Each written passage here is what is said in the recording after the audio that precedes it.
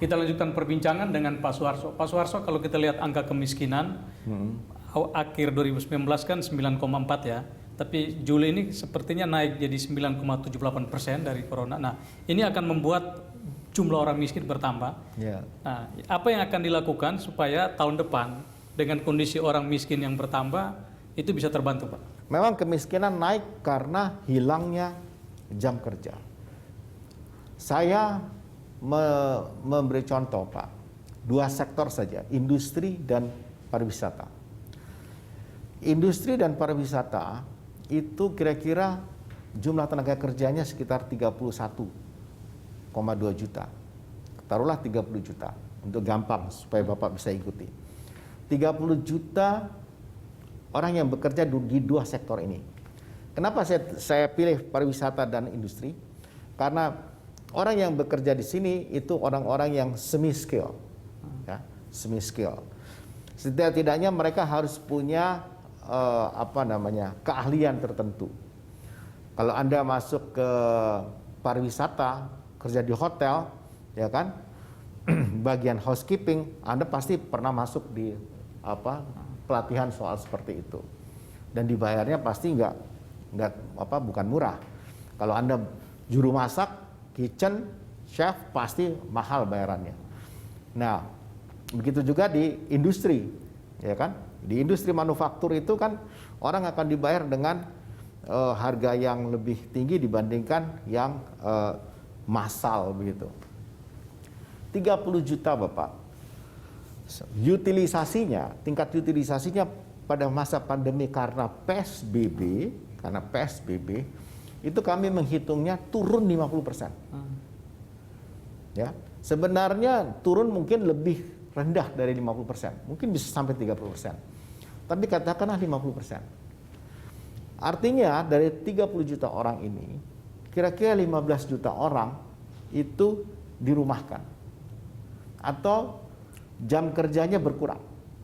Nah, karena utilisasinya rendah, turun sekali 15 juta. Nah, kalau dia tinggal 15 juta, kalau satu minggu dia kerja 40 jam, artinya jam kerja yang hilang 600 jam kerja. 600 juta jam kerja. 600 juta jam kerja, kalau dibayar 20.000 per jam kerja. Saya ambil 20.000 karena rata-rata 3,2 juta misalnya per bulan. 20.000 berarti ada 12 triliun yang hilang ya? Yang hilang. Itu satu minggu, Pak. Kalau 10 minggu 120 triliun. Nah, orang-orang ini adalah pasar bagi UMKM yang jual goreng-gorengan apa gitu kan. Artinya orang-orang ini kehilangan pasarnya, kehilangan pembelinya. Konsumsi pun berkurang kan? Konsumsinya berkurang. Karena orang-orang ini kehilangan konsumsinya, maka yang di bawah pun suppliernya kekurangan pasar.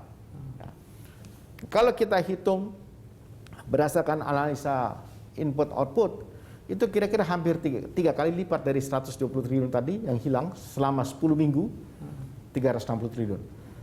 Jadi kalau 10 minggu 360 triliun hilang, ini artinya berapa persen akan menendang kontraksi ekonomi. Nah, hitungan kami pada waktu itu kira-kira antara 5,2 sampai 6% pada triwulan kedua. Diumumkan oleh BPS 5,32. Jadi Bappenas sudah punya hitungan ini sebenarnya. Begitu juga untuk triwulan yang ketiga. Kami sudah wanti-wanti nih. Kami kemungkinan sudah masih konstruksi atau sudah plus? Kalau sampai bulan sekarang ini menurut saya masih kontraksi. Kita berharap pertengahan Agustus sampai September mudah-mudahan bisa ada surplus. Pak Suharto, kalau memang angka kemiskinan nanti naik di atas 10% ya, ini mudah-mudahan kan, tidak, Pak. Mudah-mudahan kalau tidak. saja ini ya, kalau misalkan Q3, 4 masih konstruksi ya, angka kemiskinan naik itu, ini kan kalau lihat dana pemulihan ekonomi ini kan hampir 700 triliun, 200 triliun lebih itu kan untuk bantuan sosial. Ada kemungkinan untuk ditambah nggak tahun depan untuk mengantisipasi lonjakan orang miskin? Masih. Kita masih berikan itu. Karena itu kita sekarang Bapak Presiden mengarahkan supaya kita lebih banyak melakukan pekerjaan yang pertama menciptakan jam kerja, menciptakan orang bekerja. dan return yang cepat. Return yang cepat itu artinya dia bisa berputar kembali. Nah, dua hal inilah yang kita dorong sekarang untuk tahun 2020 ini, supaya kita bisa menahan laju pertambahan kemiskinan dan kita harap terjadi U-shape gitu ya dalam pemulihan ekonomi kita. Jadi kita mungkin tidak V gitu ya, tapi kita bisa U gitu. Jadi kalau U ini kita agak lumayan, tapi kalau L bahaya sekali kita. Dalam rancangan Bappenas, sektor apa yang akan jadi prioritas tahun depan supaya bisa membuat ekonomi itu bisa bergerak lebih cepat, Pak? Ya pertama kan yang kita kehilangan di industri. Industrinya harus kita pulihkan kembali.